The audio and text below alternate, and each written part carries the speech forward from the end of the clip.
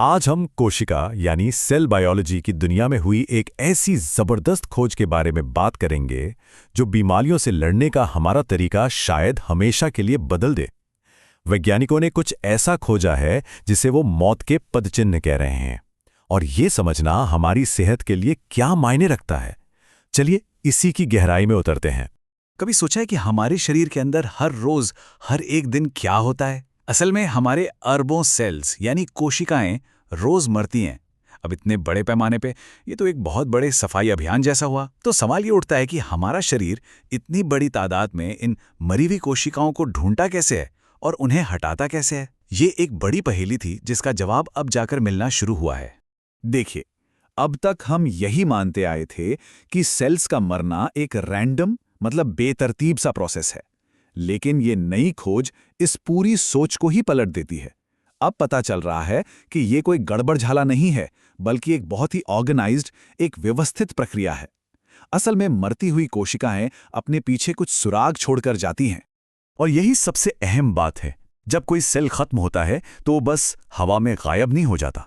वो अपने पीछे एक तरह का निशान, एक सिग्नल छोड़ जाता है, एक संदेश जो शरीर के बाकी सिस्टम को बताता है कि यहां कुछ हुआ है। कितनी कमाल की व्यवस्था है ना?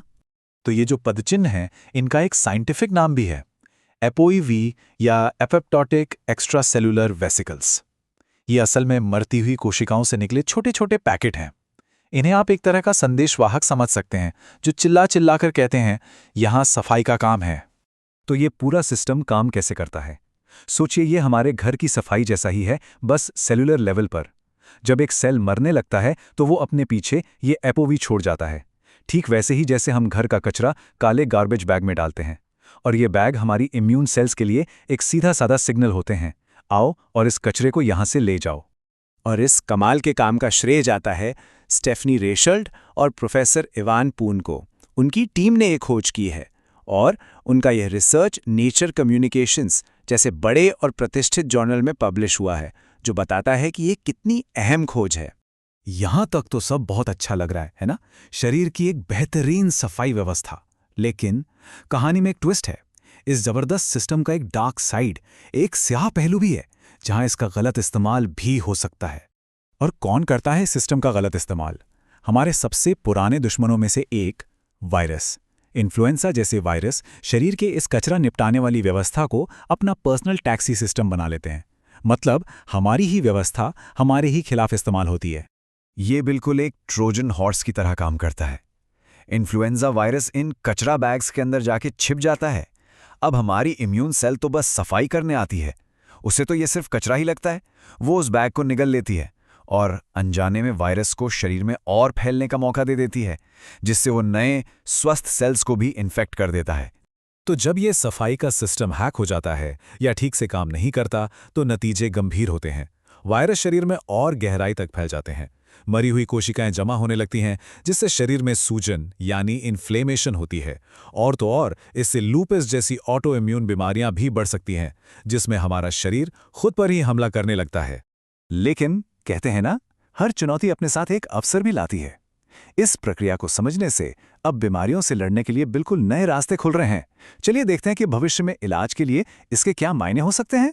तो अब वैज्ञानिक ऐसी दवाएं बनाने के बारे में सोच सकते हैं जो वायरस को इन कचरा बैग्स में छिपने ही ना दें।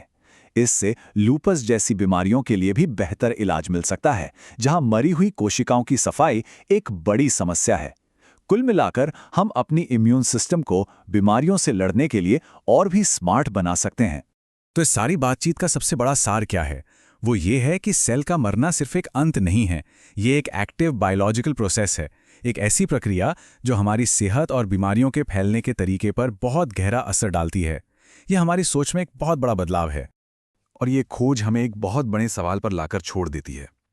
अगर अब हम मरती हुई कोशिकाओं की इस गुप्त भाषा को समझने लगे हैं, तो जरा सोचिए कि हमारे शरीर के और कितने गहरे राज हैं जिन्हें हम भविष्य में उजागर कर सकते हैं। वाकई विज्ञान की दुनिया में ये एक बहुत ही रोमांचक समय है। इस जानकारी को समझने के लिए, हमारे साथ जुड़ने के लिए शुक्रिया।